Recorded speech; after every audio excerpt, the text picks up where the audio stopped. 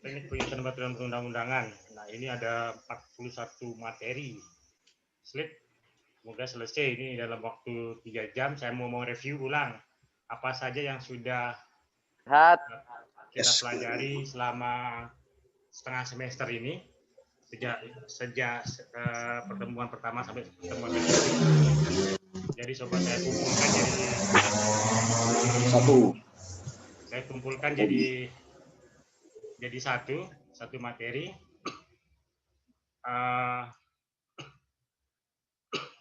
Jadi lebih rigid, lebih enak dilihat, lebih enak dipandang, dan lebih mudah dibaca.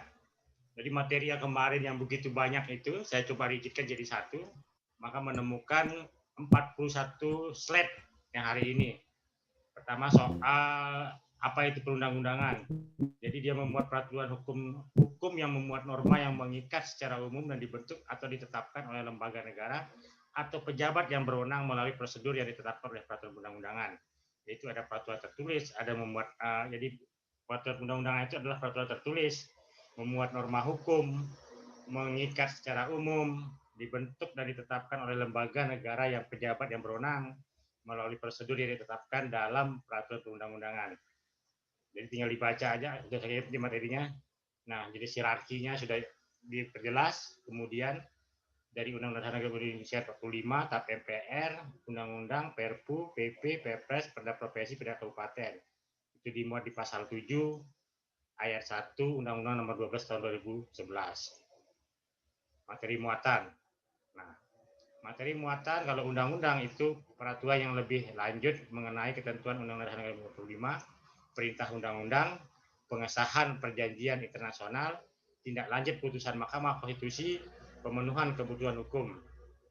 Nah, Perpu sama dengan materi muatan undang-undang, karena dia bersifat memaksa, keadaan memaksa, maka diterbitkanlah Perpu, atau keadaan yang luar biasa. Sedangkan PP itu menjalankan perintah undang-undang sebagai mana mestinya. Perpres, materi yang diperintahkan oleh undang-undang, melaksanakan PP, melaksanakan penyelenggaraan kekuasaan pemerintahan. Nah, Perda, penyelenggaraan otonomi daerah, tugas pembantuan, menampung kondisi khusus daerah, penjabaran lebih lanjut peraturan perundang-undangan yang lebih tinggi. Itu Perda. Jadi dia memuat hal-hal seperti ini yang diatur di dalam Undang-Undang 11 tahun 2012. Kerangka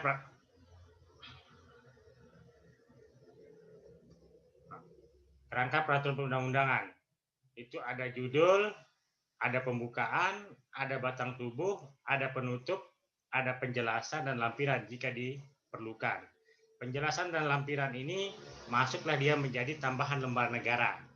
Nah, kalau yang masuk lembar negara itu hanya memuat judul, pembukaan, batang tubuh dan penutup.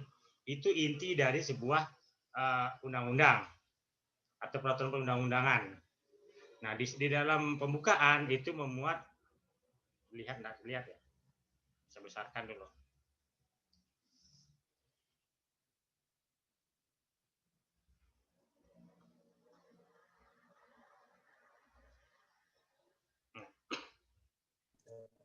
Nah, di dalam pembukaan undang-undang itu berisi tentang prase dengan rahmat Tuhan Yang Maha Esa, jabatan pembentuk, konsideran, dasar hukum, dan diktum. Itu di pembukaan. Di batang tubuh berisi soal ketentuan umum, materi pokok, ketentuan pidana, ketentuan peralihan, dan ketentuan penutup. Jadi ini yang mengatur soal ketentuan-ketentuan yang berisi di dalam peraturan perundang-undangan. Nah, judul peraturan perundang-undangan. Judul memuat keterangan mengenai jenis, nomor, tahun pengundangan dan penetapan pada nama peraturan perundang-undangan. Jenis ditulis seluruhnya dengan huruf kapital dan diletakkan di tengah margin tanpa akhir tanda baca. Nama peraturan perundang-undangan dibuat secara singkat, dapat berupa satu kata atau frase dengan secara esensial. Maknanya lebih dicerminkan isi peraturan yang bersangkutan. Jadi dia hal-hal yang sesuai dengan apa yang diatur kemudian. Tidak boleh disertai singkatan dan nama peraturan yang bersangkutan. Misalnya Undang-Undang Sumber Daya Air tidak boleh dibuat dengan Undang-Undang SDA. Tidak boleh seperti itu. Dia harus jelas, lengkap, dan rinci. Iya, iya. Ini contohnya, jenis peraturan. Iya. Undang-Undang Republik Indonesia. Kalau dia perda, peraturan daerah Kabupaten Lombok Timur. Kabupaten. Iya. Nah, nomor pengundangannya nomor berapa dia harus jelas, berurutan. Kemudian tahun pengundangan, nama peraturan. Nah, nama peraturannya tentang apa? Tentang pemerintahan desa mungkin maksudnya. Nah, itu maksudnya. Iya. Disebut dengan nama peraturan. Nah, pada judul peraturan perubahan ditambahan. Pada judul peraturan perubahan frase perubahan atas di depan nama peraturannya diubah dan nama peraturan tersebut dilengkapi dengan nomor dan tahun pengundangan atau penetapannya. Misalnya perubahan Peraturan Pemerintah Republik Indonesia Nomor 26 Tahun 2016 tentang perubahan atas Peraturan Pemerintah Nomor 31 Tahun 2013 tentang Peraturan Pelaksanaan Undang-Undang Nomor 6 Tahun 2011 tentang keimigrasian. Jika peraturannya telah dirubah lebih satu kali, di antara perubahan dan kata atas disisipkan keterangan yang menunjukkan berapa kali perubahan itu dilakukan. Misalnya dia perubahan kedua. Kalau perubahan pertama tidak perlu diisi perubahan pertama karena itu tidak mungkin. Karena dia tidak berinisiatif ya, tidak berencana untuk merubah yang kedua misalnya. Tapi tiba-tiba berubah ada perubahan kedua. Nah, maka disebutlah perubahan kedua atas peraturan pemerintah nomor 32. Pemerintah nomor 31. Kalau terjadi perubahan kedua misalnya seperti itu. Pada judul Perpu yang ditetapkan menjadi undang-undang ditambahkan kata penetapan. Nama Perpu yang ditetapkan dan diakhiri dengan frase menjadi undang-undang. Undang-Undang Republik Indonesia Nomor 1 Tahun 2015 tentang penetapan peraturan pemerintah pengganti undang-undang. Nomor 1 Tahun 2015 tentang pemilihan gubernur dan seterusnya. Nah, ini penetapan Perpu. Contohnya kemarin juga ada Perpu tentang penanggulangan Corona misalnya. Itu kan dimulai dari Perpu. Nah, Perpu nomor 1. Tapi dia diundangkan dengan Undang-Undang Nomor 2 Tahun 2020.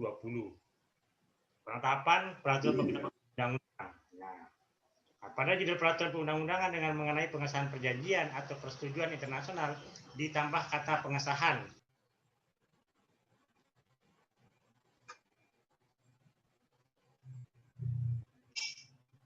Halo?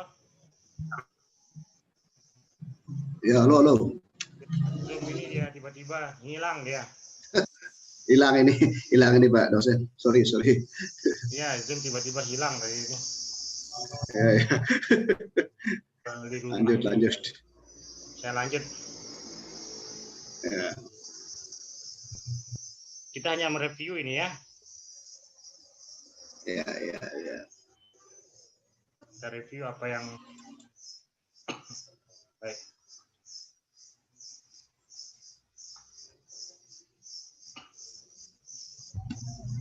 Ya. Berhasil. Soal pengesahan di depan nama perjanjian atau persetujuan internasional akan disahkan dengan ketentuan sebagai berikut. Soal pengesahan. Yang diikuti dengan teks resmi bahasa asing yang ditulis dengan huruf cetak miring yang diletakkan di antara tanda kurung. Nah, kalau dia bahasa asing, dia harus bercetak miring. Begitu juga kalau kita membuat karya ilmiah. Jadi dia setiap hal yang berbahasa asing harus dibuat cetak miring. Itu ketentuan KBBI.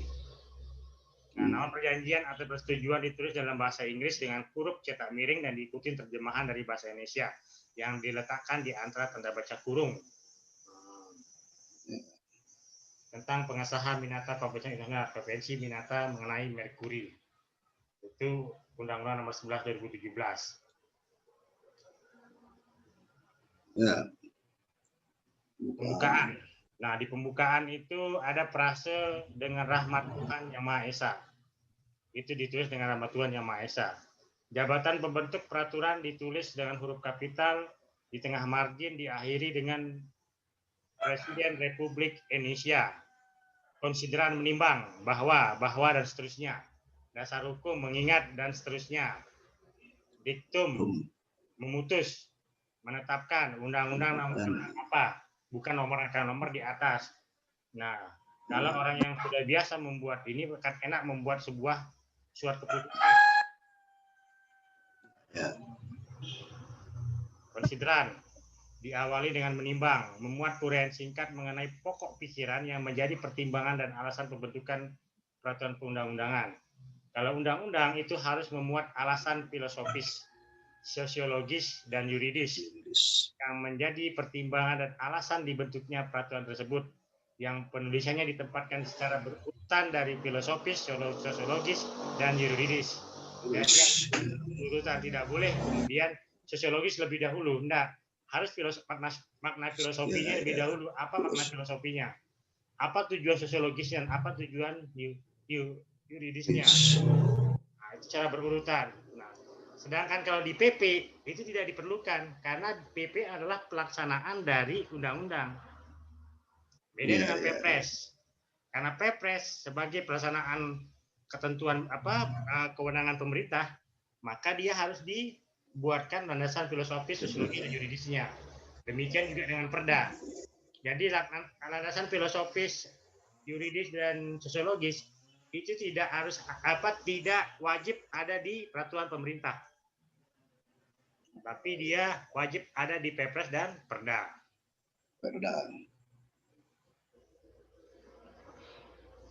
Masing-masing pertimbangan diawali dengan huruf abjad, kata bahwa, dan diakhiri dengan tanda petik titik koma. Contohnya adalah menimbang bahwa, titik dua bahwa, ini kemudian bahwa, dan seterusnya. Jika konsideran undang-undang Perda memuat lebih dari satu pertimbangan, rumusan pertimbangan diakhiri dengan bunyi sebagai berikut. Bahwa berdasarkan pertimbangan sebagaimana dimaksud huruf A, B, dan huruf C perlu membentuk undang-undang tentang, dan seterusnya. Khusus bagi Perpres, dapat beberapa pasal dari suatu undang-undang yang mendelegasikan untuk lebih lanjut dengan PP dan materi dari PP akan ditetapkan dalam digabung dengan satu dalam satu PP, maka dirumuskan. Menimbang bahwa untuk melaksanakan ketentuan pasal-pasal dan seterusnya, undang-undang nomor ini tentang perlu menetapkan peraturan pemerintah tentang. Nah, itu kalau PP. Kalau dia dimulai dari sebuah PP.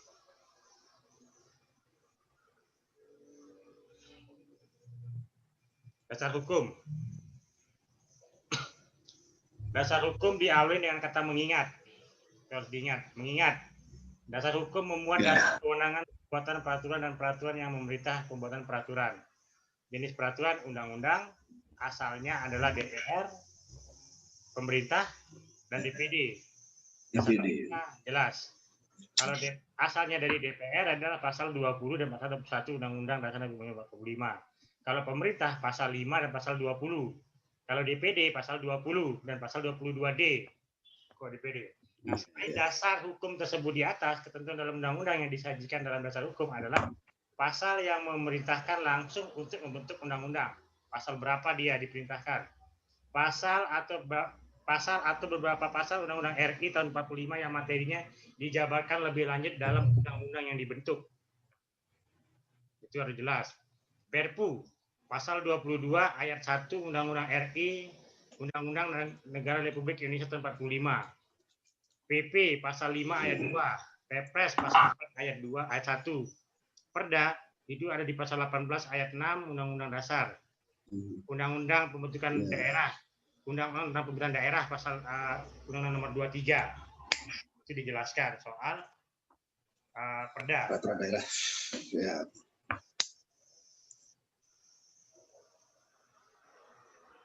Nah, jika terdapat peraturan perundang-undangan di bawah Undang-Undang Dasar Negara Republik Indonesia 45 yang memerintahkan secara langsung pembentukan peraturan perundang-undangan, maka peraturan perundang-undangan tersebut dimuat dalam dasar hukum.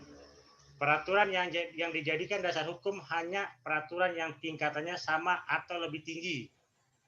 Peraturan yang akan dicabut dan peraturan yang sudah diundangkan tetapi belum diberlaku tidak dapat dijadikan sebagai dasar hukum.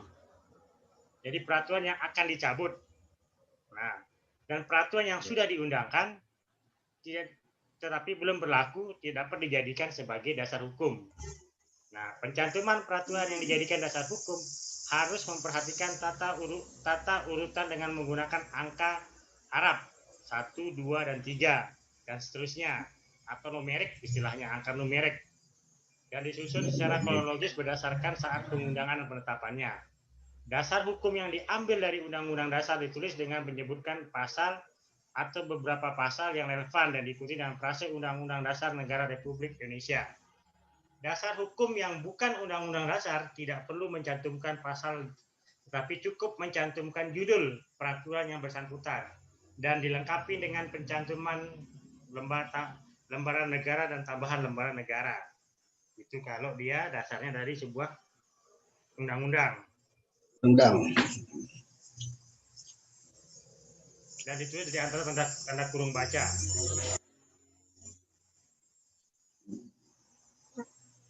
Kemudian diktum. Nah, diktum itu ditulis dengan huruf kapital, memutuskan dengan tanda baca titik 2. Itu diktum. Kemudian nama peraturan perundang-undangan yang seluruhnya ditulis dengan huruf kapital tanpa disertai frase Republik Indonesia dan diakhiri dengan tanda baca. Itu di diktum. Republik Indonesia dengan tanda baca. Titik. Batang tubuh. Pengelompokan materi dalam batang tubuh peraturan jika diperlukan. Pengelompokan materi dapat dilakukan menjadi buku, bab, bagian, dan paragraf. Pengelompokan dilakukan atas kesamaan materi yang diatur dalam urutan sekuen dan dikehendaki. Pengelompokan materi yang diatur dilakukan sebagai berikut: bab dengan pasal, tanpa bagian dan paragraf. Bab dengan bagian, pasal, dan paragraf. Bab dengan bagian, paragraf, dan pasal. Itu yang kemudian diatur. Penulisan buku bab, bagian, dan paragraf. Buku diberi nomor urut, bilangan, tingkat, dan judul seluruhnya. Ditulis dengan huruf kapital. Bab diberi nomor urut dengan angka Romawi dan judul ditulis dengan huruf kapital. Bagian diberi nomor urut, bilangan, tingkat yang ditulis dengan huruf awal kata bagian, huruf urutan di bilangan, dan setiap kata pada judul bagian huruf ditulis dengan huruf kapital, kecuali kata partikel yang tidak terletak pada awal frase. Paragraf diberi nomor urut dengan angka Arab. Huruf awal kata paragraf dan setiap kata pada judul paragraf ditulis dengan huruf kapital, kecuali huruf awal kata partikel yang tidak terletak pada awal frase. Ya. Ketentuan rincian tabu. Nah, penulisan pasal ayat. Pasal ayat. Kalau ayat itu harus diingat, harus dia bertanda kurung. Kalau dia bertanda kurung buka, nomor kurung tutup, maka itu adalah ayat. Ayat 1 itu wajib dibuat dengan tanda kurung buka dan kurung tutup. Itu menandakan dia adalah ayat kemudian. Nah, ini teknis-teknisnya. Nah, pasal dirinci beberapa ayat dan setiap ayat hanya memuat satu norma yang disusun secara singkat, jelas, dan lugas. Terus diingat. Jadi satu ayat itu memuat norma. Tidak boleh satu ayat memuat dua norma. Nah, kalau dia normanya adalah larangan, ya setiap orang dilarang cuma satu. Setiap orang dilarang dan diwajibkan tidak boleh. Karena itu ada dua norma. Nah, boleh satu ayat memuat dua norma. Setiap orang dilarang dan wajib, nggak boleh itu. Itu dua norma. Jadi dia cuma boleh satu norma. Dilarang. Kalau dia dilarang, ya dilarang, nggak boleh lagi dengan wajib. Nah, kalau wajibnya kemudian di ayat 2 gitu. Jangan di satu ayat dibuat dua norma. Itu maksudnya. Karena kalau dia dua norma di dalam satu ayat, maka akan timbul interpretasi hukum baru antara boleh dan tidak. Nafsiran yang beda-beda jadi. Itu maksudnya ketentuannya. Ketentuan rincian dan tabulasi. Setiap rincian harus dapat dibaca sebagai satu rangkaian kesatuan dengan frase pembuka. Setiap rincian diawali dengan huruf abjad kecil dan diberi tanda baca titik. Setiap frase dan dalam rincian awal diawali dengan huruf kecil. Setiap rincian diakhiri dengan tanda baca titik 2 koma. Jika suatu rincian dibagi dalam unsur yang lebih kecil, maka unsur tersebut ditulis dengan masuk ke dalam. Di belakang rincian masih dengan Anda baca di P2. Ini lebih teknis kemudian. Memang sederhana, tapi dia kemudian menentukan apa maksudnya. Nah, pengujian di Mahkamah Konstitusi adalah pengujian terkait dengan hal-hal yang sifatnya teknis ini kemudian. Karena menimbulkan interpretasi hukum, menimbulkan penafsiran hukum, yang kemudian itu yang membahayakan. Nah, seorang ahli hukum itu harus paham teknis undang-undangnya kemudian. Bagaimana kita mau bicara sebuah aturan, tapi teknisnya kita tidak paham. Nah, teknisnya pembentukannya itu bagaimana kemudian, nah, paham. Jadi tidak sederhana yang kita pikirkan kemudian. Itu yang dimaksud, dia harus dipahami baik secara teknis maupun secara materialnya itu seperti apa.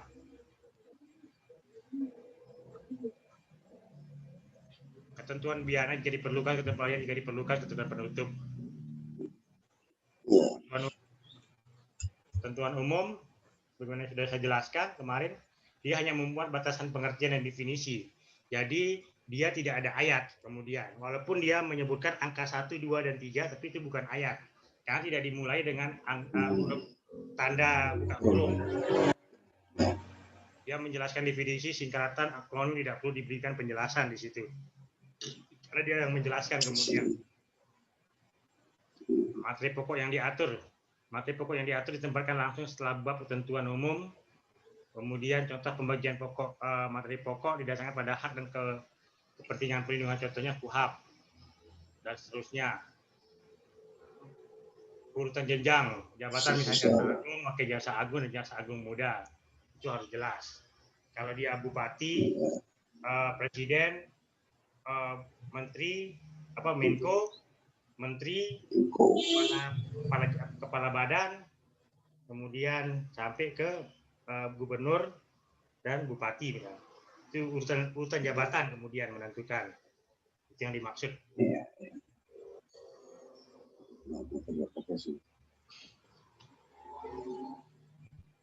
Nah, ketentuan pidana.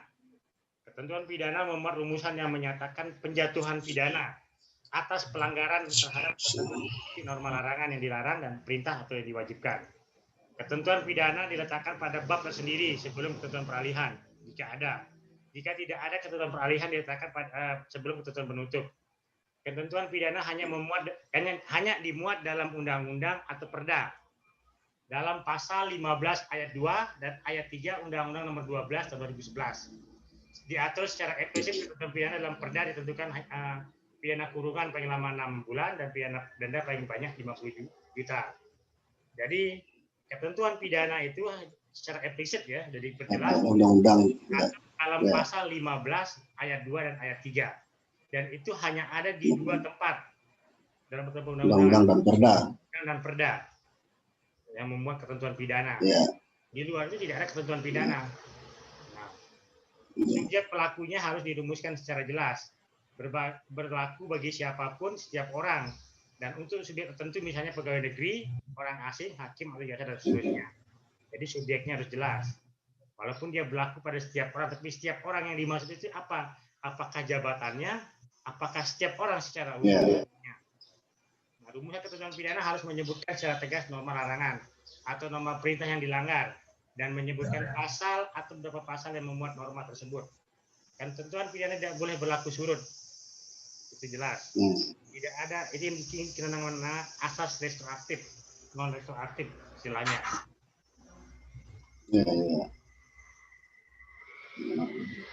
Peralihan jika diperlukan. Ketentuan peralihan diperlukan jika materi yang diatur dalam peraturan yang dibuat telah diatur dalam peraturan sebelumnya dan materi tersebut diatur lagi dengan ketentuan yang berbeda. Dengan demikian, dalam ketentuan peralihan yang diatur adalah bagaimana hubungan hukum atau tindak hukum yang belum selesai prosesnya, yang semula dilakukan berdasarkan ketentuan yang lama, harus diselesaikan berdasarkan peraturan yang baru. Nah, ketentuan peralihan bertujuan untuk 1. Menghindari kekosongan hukum. Itu pertama. Menjamin kepastian hukum. memberikan perlindungan hukum bagi pihak yang terkena dampak perubahan dari peraturan, dan mengatur hal-hal yang bersifat transisional atau bersifat sementara. Itu pentingnya ketentuan peralihan. Kenapa ada ketentuan peralihan? Jadi dia harus ketentuan peralihan tujuan 4 hal tadi. Menghindari kekosongan hukum, kemudian memberikan perlindungan bagi pihak yang terkena dampak, dan mengatur hal-hal yang bersifat transisional, transisi atau bersifat sementara. Oh iya iya. Jangan kemudian begitu menerapkan undang-undang langsung diterapkan, nggak bisa kemudian, karena harus ada proses transisi, proses orang untuk mengenal lebih jauh undang-undang tersebut. Kalau dia langsung diterapkan, ngeri. Penutup menunjukkan ketentuan penutup diletakkan pada bab pasal terakhir dari suatu peraturan. Pada umumnya ketentuan penutup memuat penunjukan organ atau alat kelengkapan yang melaksanakan peraturan perundang-undangan. Nama singkatan PUU, peraturan perundang-undangannya, status peraturan yang sudah ada atau saat mulainya perlakuan PUU.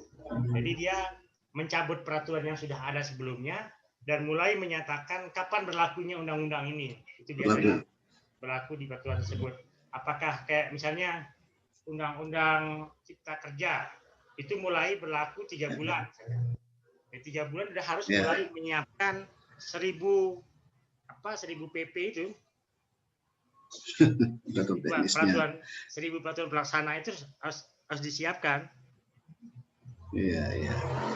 Jadi dan menyiapkan itu ya, itu kegagalan pemaksaan ini kan.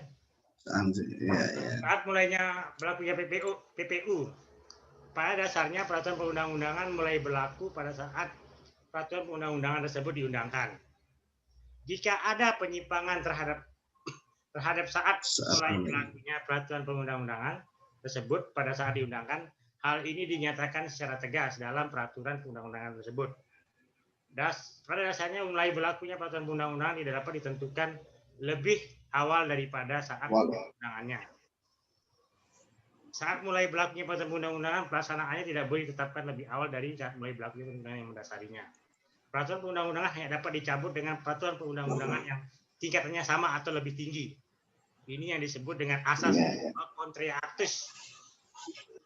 Jadi dia hanya dapat dicabut oleh peraturan undang-undang yang sama atau yang lebih tinggi. Misalnya mau mencabut undang-undang, ya dia harus dengan undang-undang. Nah, atau yang mungkin dia dicabut dengan peraturan dengan undang-undang dasar misalnya. Nggak mungkin. Begitu juga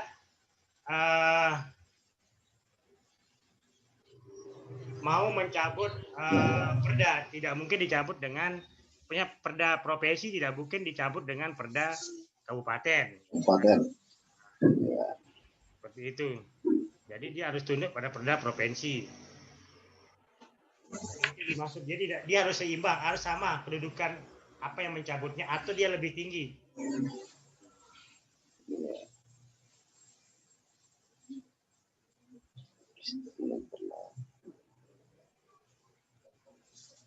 Rumusan untuk pernyataan masih berlakunya peraturan pelaksana dirumuskan masih tetap berlaku sepanjang tidak bertentangan dengan peraturan undang-undangan ini. Saat mulai berlakunya peraturan bisa ditentukan pada tanggal diundangkan atau tanggal yang secara eksplisit ditentukan dalam peraturan bersangkutan, atau menyerahkan pada peraturan yang lain yang tingkatannya sama atau lebih rendah. Pencabutan peraturan harus disebutkan secara jelas judulnya, nomor dan tahun pengundangan penetapan dalam lembaga negara atau berita negara atau tambahan berita negara atau lembaran daerah atau tambahan berita daerah atau BDD TPD. Lembaran daerah, tambahan lembaran daerah atau berita daerah atau tambahan berita daerah. Itu maksudnya. Penutup merupakan bagian akhir dari peraturan. Rumusan perintah pengundangan penempatan dalam lembaga negara, berita negara, lembaga daerah atau berita daerah. Contohnya, agar setiap orang mengetahui memerintahkan pengundangan, jenis penundang-undangannya, ini dengan menempatkannya dalam lembaga negara Republik Indonesia, penandatangan PUU, pengundangan penetapan PUU dan bagian akhir penutup. Penjelasan, setiap undang-undang peraturan daerah, provinsi, peraturan daerah, kabupaten, penjelasan.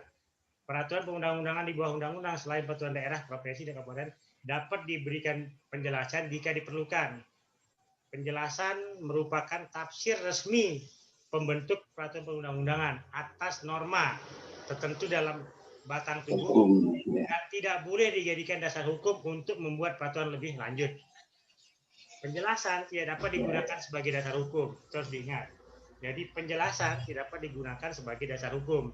Penjelasan terdiri dari penjelasan umum dan penjelasan pasal demi pasal. Karena penjelasan demi pasal, maka tidak boleh memberikan penjelasan pasal secara massal.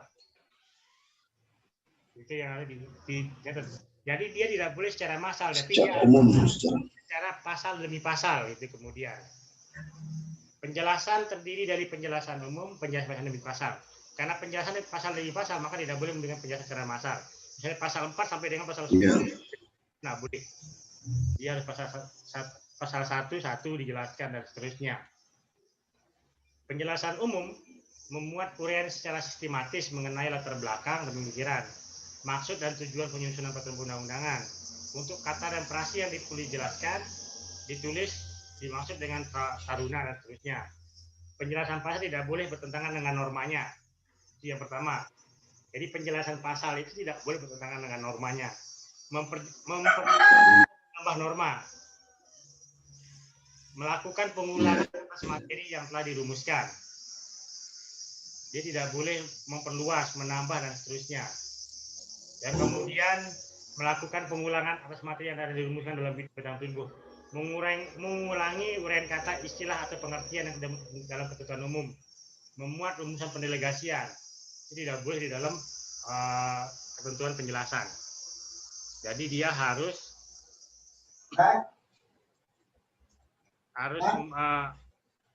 di luar 5 hal ini. Kemudian suara ayamnya siapa itu? Ayo. Lampiran jika diperlukan. Nah, lampiran memuat hal-hal yang ini. Nanti bisa dibaca ya sampai ini. Ya. Nah, ini contohnya. Contoh. Saya lampikan contohnya supaya tidak bingung. Jadi seorang sarjana hukum harus bisa membuat SK misalnya besok. Jadi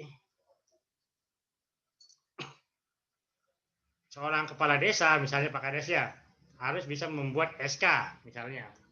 Dia harus membuat hal-hal yang seperti ini, jangan kemudian membuat hal-hal yang menimbulkan interpretasi untuk digugat. Bagaimana Pak Kades? Ada pertanyaan?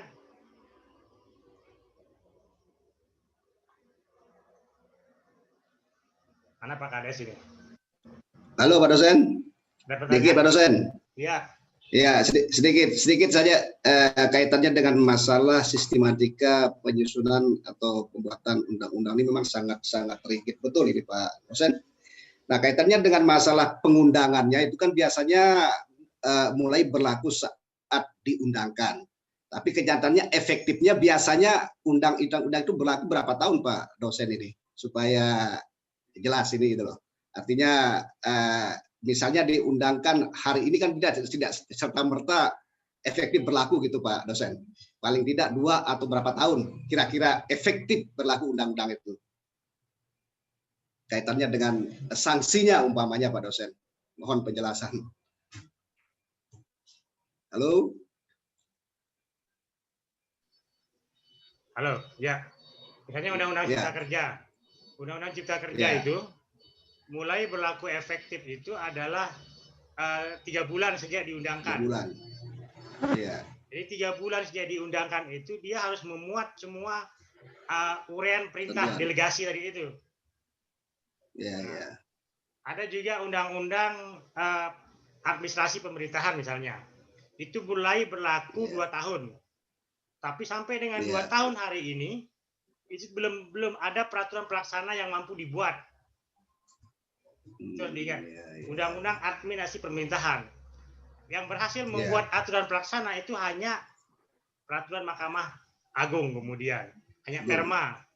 Hanya Mahkamah Agung yang membuat yang siap kemudian dengan peraturan pelaksana tersebut. Pelaksanaan. Ya, ternyata banyak kelemahan kemudian. Jadi orang-orang hukum ini yang membuat undang-undang di bawahnya tidak mampu membuat peraturan pelaksanaannya kemudian itu, terutama di daerah. Di daerah hari ini belum ada yang membuat peraturan pelaksana dari administrasi pemerintahan. Nah, ini yang seringkali menjadi persoalan Pak dosen, sehingga banyak peraturan itu tidak jalan maksimal karena tidak bisa menjabarkan aturan teknis atau pelaksanaannya gitu kan. Pelaksanaannya. Malah dia membuat norma baru kemudian. Betul. Jadi aturan-aturan yang sifatnya pelaksanaan dari aturan di atas tidak boleh dia membuat norma baru, kecuali perda itu bersifat khususan yang ada di daerah misalnya. Ya dia dia dibenarkan untuk membuat itu sepanjang itu bersifat kekhususan, kemudian mengatur soal adat dan seterusnya, mengatur soal awik-awik dan seterusnya, itu dibenarkan. Tapi kalau dia sebagai pelaksana peraturan yang lebih tinggi tidak boleh memuat norma-norma baru. Yang itu yang dilarang kemudian. Kemudian hari ini kan di dalam Undang-Undang Cipta Kerja itu ada salah satu pasal yang menyatakan bahwa peraturan yang lebih rendah atau peraturan daerah yang bertentangan dengan Undang-Undang Cipta Kerja dapat dibatalkan dengan peraturan pemerintah, namanya PP. Jadi perda-perda yang bermasalah ini besok itu akan dibatalkan oleh PP yang diperintahkan oleh Undang-Undang Cipta Kerja. Nah, ini yang jadi perdebatan hari ini. Padahal sudah ada putusan Mahkamah Konstitusi yang kemudian melarang pembatalan sebuah perda yang sudah berlaku melalui sebuah peraturan perundang-undangan. Nggak boleh. Itu putusan Mahkamah Konstitusi. Jadi pembatalan sebuah peraturan yang sudah berlaku itu hanya boleh dilakukan melalui putusan pengadilan.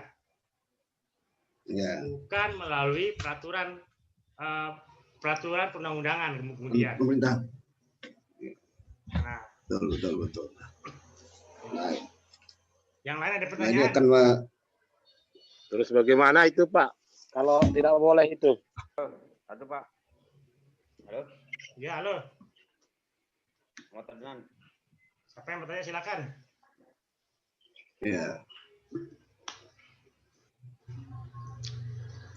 Tentang pasal. Suaranya masih. Pasal itu. Halo? Halo ya, suaranya nggak kedengeran. Halo, sudah? Ya sudah. Siapa yang nanya? Kedengeran, Pak Adnan. Mana Pak Adnan? Halo. Kecil suaranya. Ya. Pak Adnan dibesarkan volumenya itu. Cabut aja setnya Pak Nan. Biar jelas. Cabut dari atasnya. Oke, siap. Halo, Pak. Bisa? Bisa. Tadi dijelaskan tentang kalau ayat itu memuat satu norma, tapi terkadang dengan adanya perubahan undang-undang, ada ketika dia berubah, kadang-kadang ayat itu dijabarkan kembali dengan misalnya ayat 1 menjadi 1A, 1B begitu. Apakah itu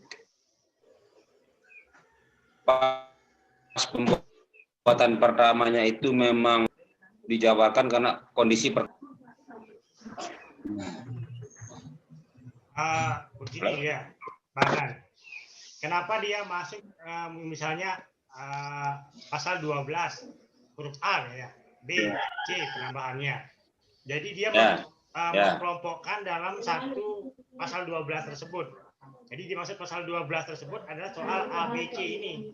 Tidak kemudian lagi membuat ayat. Jadi misalnya ini kan ketentuan perubahan nih ya, pasal undang-undang misalnya atau perda atau permen misalnya soal perubahan undang-undang pokoknya misalnya undang-undang 12 tahun 2010 misalnya. Ya. Ini perubahan kedua misalnya, perubahan kedua atau perubahan pertama. Terjadi penambahan pasal. Jadi ada hal yang belum diatur kemudian di dalam aturan pelaksanaan terkait hal yang sama kemudian.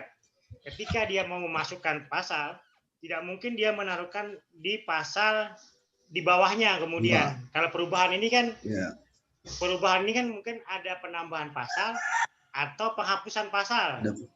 Nah, kalau penghapusan pasal, dia akan dijelaskan. Pasal 12 dihapus. Nah, pasal 12 dihapus, diganti dengan pasal 12A misalnya. Nah, pasal 12A bunyinya sebagai berikut. Dimuat. Pasal 12B bunyinya sebagai berikut. Jadi pasal 12 pokoknya itu dicabut. Penggantinya adalah pasal 12A. Pasal 12A yang sesungguhnya yang berlaku kemudian. Nah, itu harus dimuat di pasal 12. Nah, jadi di undang-undang yang tadi, maksudnya undang-undang 10 tahun 12 tahun 2010 itu, pasal 12 itu sudah dinyatakan tidak berlaku di undang-undang 11 2011 misalnya. Yang berlaku adalah pasal 12A, 12B, 12C di undang-undang 11 2011. Jadi yang 2000, tapi tidak menghapus semua pasal yang ada di undang-undang sebelumnya. Undang-undang 10 2010 misalnya. Dia dihapus. Makanya dia kemudian perubahan. Kecuali di dalam aturan di dalam peraturan di dalam bab penutupnya itu menjelaskan soal undang-undang nomor sekian dinyatakan dicabut, maka keseluruhannya dicabut. Nah, keseluruhannya dicabut. Itu. Jika keseluruhannya dicabut, maka semua pasalnya juga tidak berlaku. Undang-undang tidak berlaku.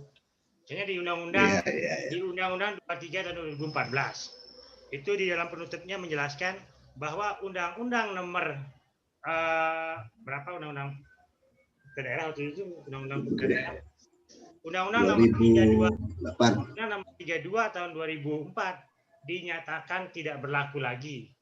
Nah, semuanya di dalam Undang-Undang nomor 23 tahun 2014. Maka tidak berlaku secara keseluruhan kemudian. Nah, itu yang dimaksud. Begitu Pak Nan. Sip. Yang lain ada pertanyaan?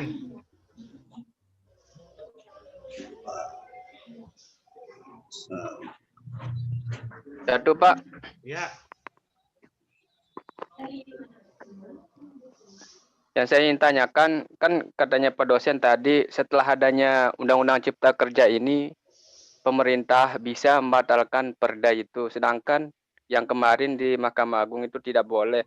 Berarti adanya tumpang tindih hukum saat ini Pak, setelah adanya Undang-Undang Cipta Kerja itu Pak. Ya, itu yang lagi saya mau tulis. Itu lagi saya sedang menulis itu hari ini. Gitu. Jadi ada penyalahgunaan wewenang, ada melampaui kewenangannya kemudian. Karena begini, di dalam putusan Mahkamah Konstitusi itu jelas. Jadi tidak boleh lagi peraturan daerah. Jadi bulan apa itu? Tahun 2017 ada 3.000 lebih peraturan daerah yang dicabut oleh menteri dalam negeri. 2017. Nah, peraturan daerah yang dicabut oleh menteri dalam negeri ini adalah peraturan daerah yang sudah berlaku kemudian. Sudah berlaku di masyarakat. Perda yang sudah dinyatakan berlaku, yang sudah disahkan, yang sudah di executive review ya. Nah, yang sudah di executive review sudah berlaku di masyarakat.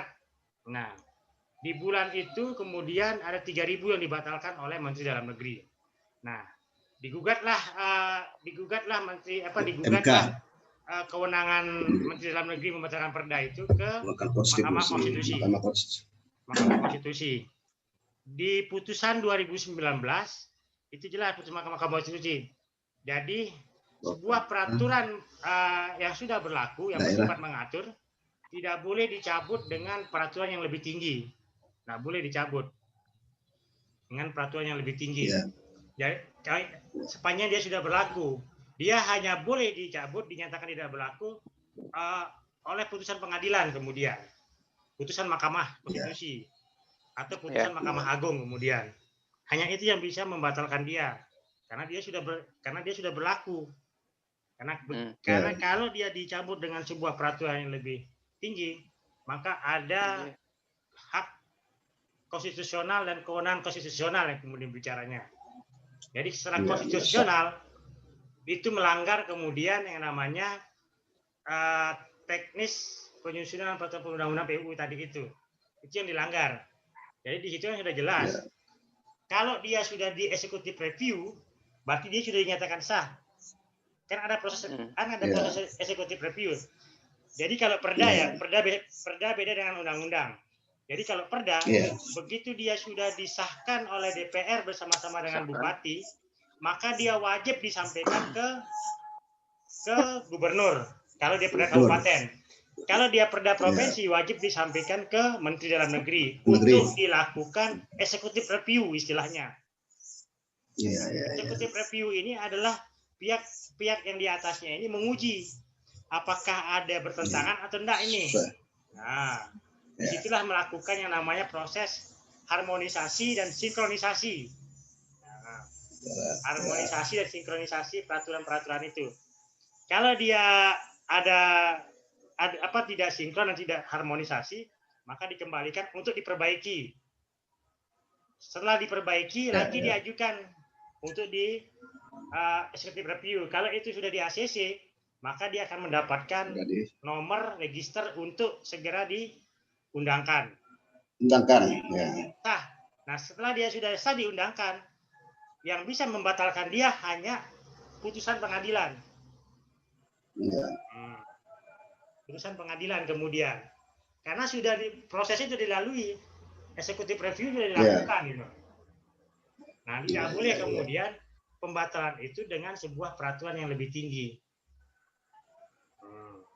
Nah, pada saat proses executive review, kalau itu dinyatakan bertentangan semuanya, maka gubernur bisa membuat pembatalan terhadap perda itu dengan pergubnya, menyatakan perda yang sudah diundangkan itu dinyatakan batal lewat pergub.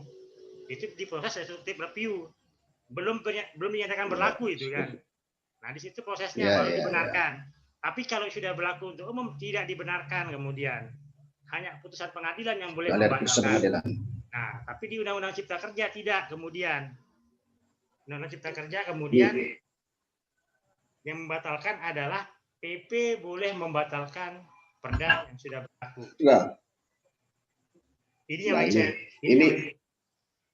Ini perlu ini menarik ini Pak dosen ini, terutama masalah Undang-Undang Cipta Kerja ini yang bisa saja menjadi abuse of power ini kan menggunakan kekuasaan penyalahgunaan kewenangan terutama oleh pemerintah pusat ini Pak dosen. Ini kan sama halnya juga secara halus menggerus juga hak otonomi daerah ini kalau kita melihat Undang-Undang Omnibus ini Pak dosen ini mana yang menjadi kewenangan daerah tiba-tiba nanti bisa saja dikeluarkan putusan yang memang oleh pusat. Ini kan persoalannya Pak dosen ini. Perlu ini dikritisi Pak dosen. Menarik ini. Memang dia tidak akan selesai diskusi tentang Omnibus Law ini. Iya. Prosesnya yang tidak ini. Karena begini, ada teori hukum tentang negara hukum ya. Jadi teori hukum tentang negara hukum. Jadi sebuah peraturan perundang-undangan itu ya dengan sistem top down kan, dari atas ke bawah. Ketika dia dibuat dari atas ke bawah, maka hukum itu berjalan tertatih-tatih di belakang fakta yuridis atau fakta hukum kemudian. Nah, dia tertatih-tatih hukum ini. Ketika dia tertatih-tatih teori seperti ini ya, mana dia? Bentar dulu. Saya materinya mana materinya? Bentar. Saya carikan materinya.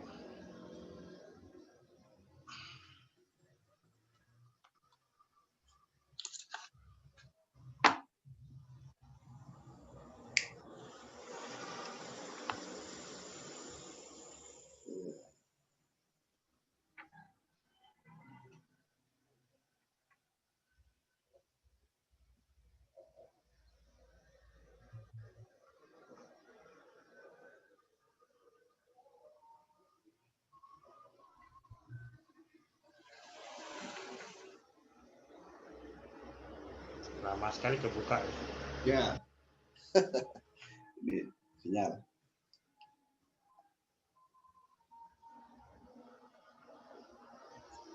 Menarik gini.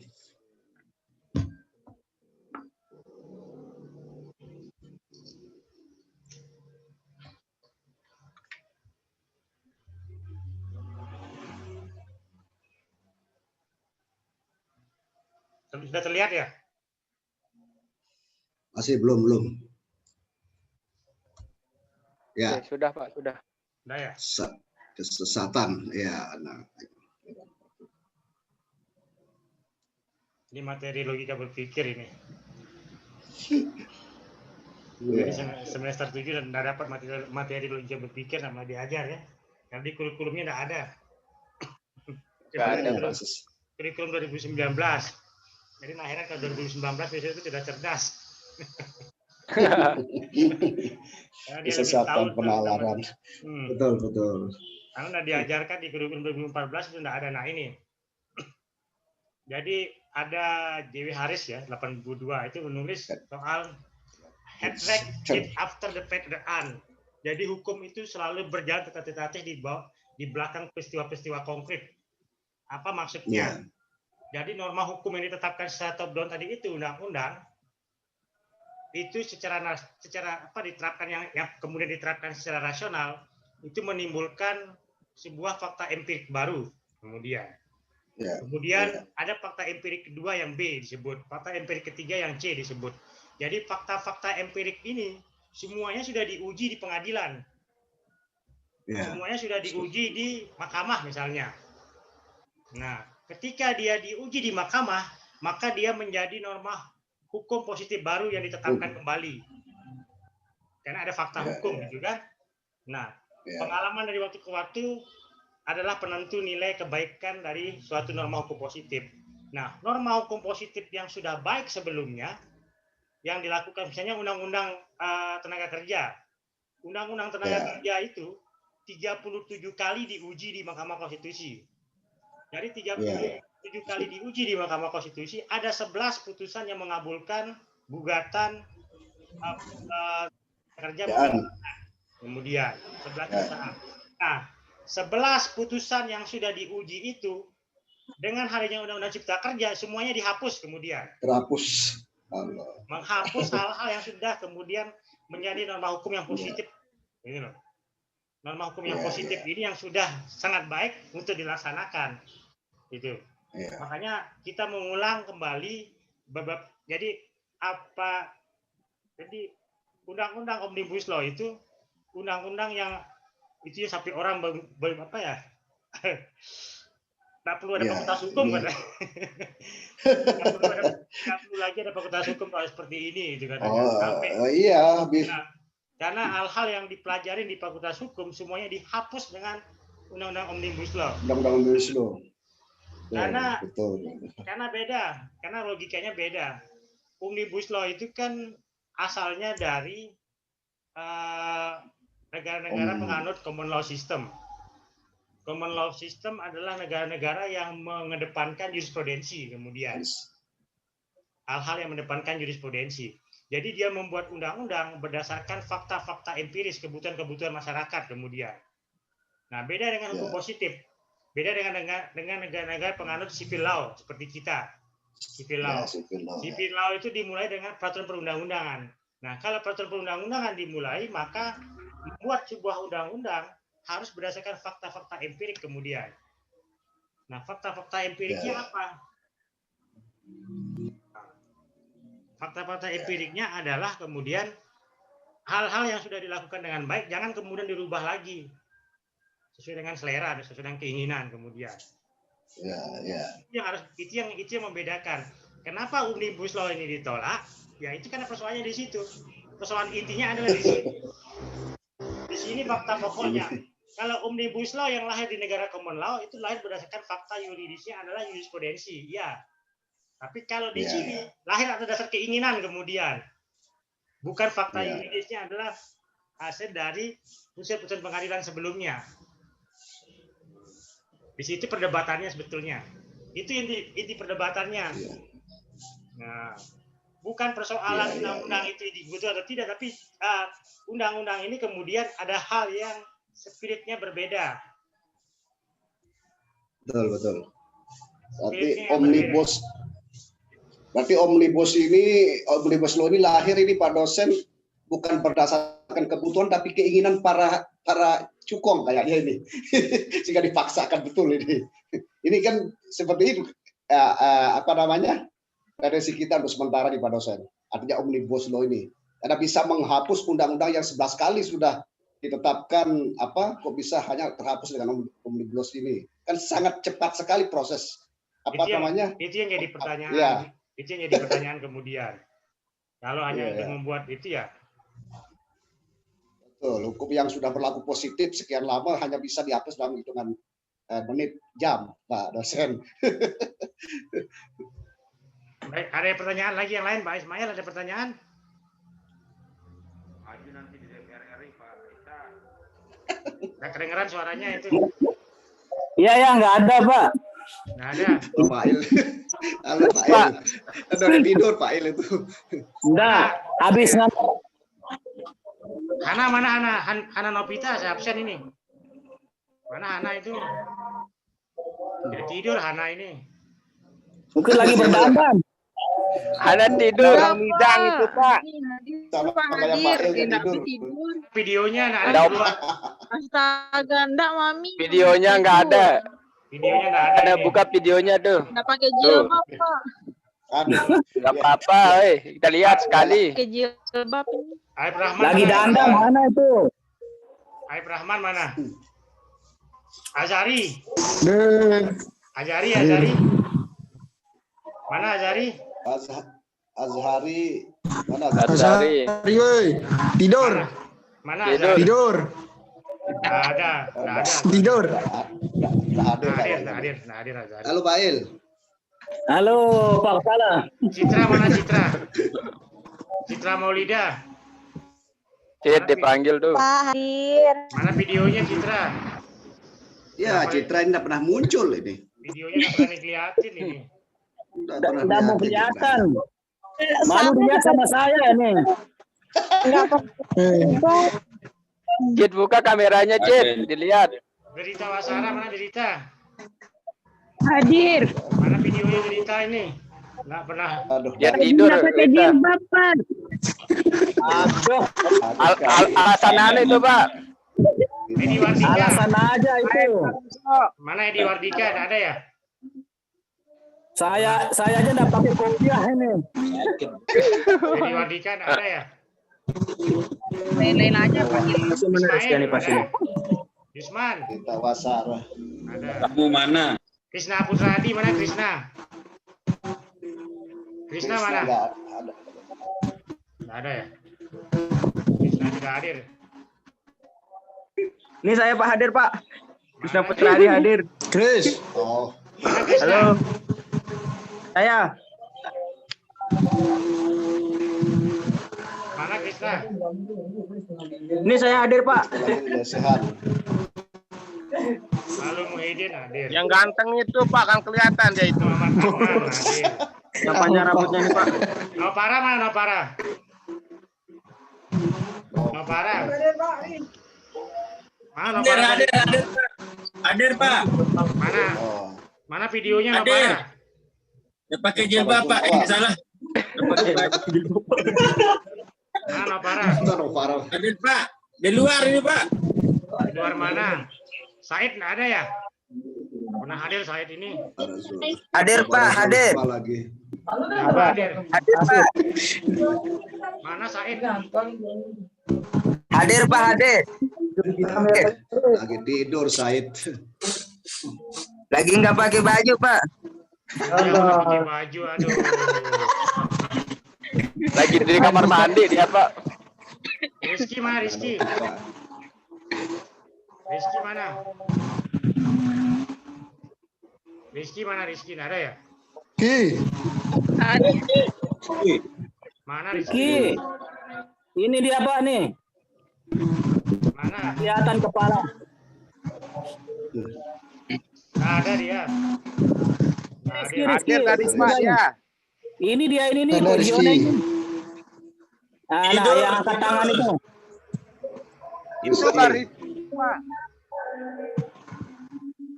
Imut Nah, ya itu. itu. Nah, itu taruh tangan di kepala dia Rizky itu. Cakra mana Cakra? Hadir Pak. Romi. Ardian. Hadir. Halo Juladi. Hadir, Pak. Hadir. Lisan hadir Pak Lisan. Hadir Wahyudi. Hadir. Hadir. Hadir, Pak, hadir. Ya sudah semua di absen ini. Yang nggak hadir Siti Ersa saja nggak hadir. Rian. Sama Edi. Siti Ersa, Edi Wardika. Hadir ya. Kalau ada pertanyaan kita lanjutkan minggu depan ya. Iya. Ya Pak. Kita akhiri wabillahi taufiq wa hidayah. Wassalamualaikum warahmatullahi wabarakatuh. Waalaikumsalam warahmatullahi wabarakatuh. Wabarakatuh. Balik. Apa?